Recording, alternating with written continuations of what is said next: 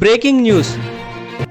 ఇప్పుడు మీరు చూస్తున్నది కాశ్మీర్లోని పహల్గామ్లో జరిగిన ఉగ్రవాద దాడిలో మృతి చెందిన అమరుల ఆత్మకు శాంతి కలగాలని ఆకాంక్షిస్తూ Peerzadiguda municipal corporation BRS party ఆధ్వర్యంలో కొవ్వొత్తులతో ర్యాలీ నిర్వహించారు.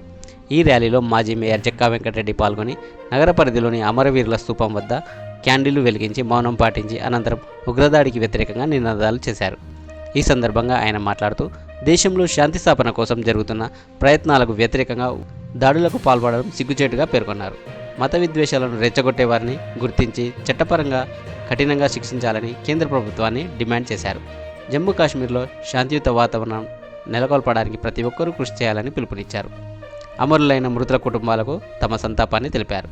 ఈ కార్యక్రమంలో మాజీ కార్పొరేటర్ దొంతిరి హరిశంకర్ రెడ్డి, సీనియర్ నాయకులు లేతాకుల రఘుపతి రెడ్డి, ప్రధాన కార్యదర్శి ఎడవల్లి రఘువర్ధన్ రెడ్డి, జావిద్ ఖాన్, మహిళా అధ్యక్షురాలు నిర్మల, బాలరాజు, పింగళి జోగిరెడ్డి, శ్రీరాములు, చిర్రా సంతోష్, కిరణ్ నాయక్, రమేష్, కళ్యాణి, చందన తదితరులు పాల్గొన్నారు.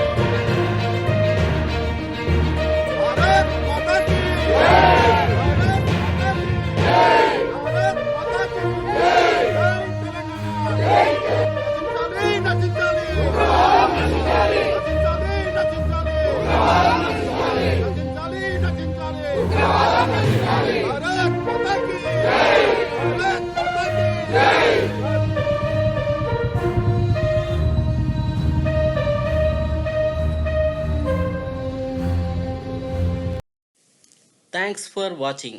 Please like, share, subscribe.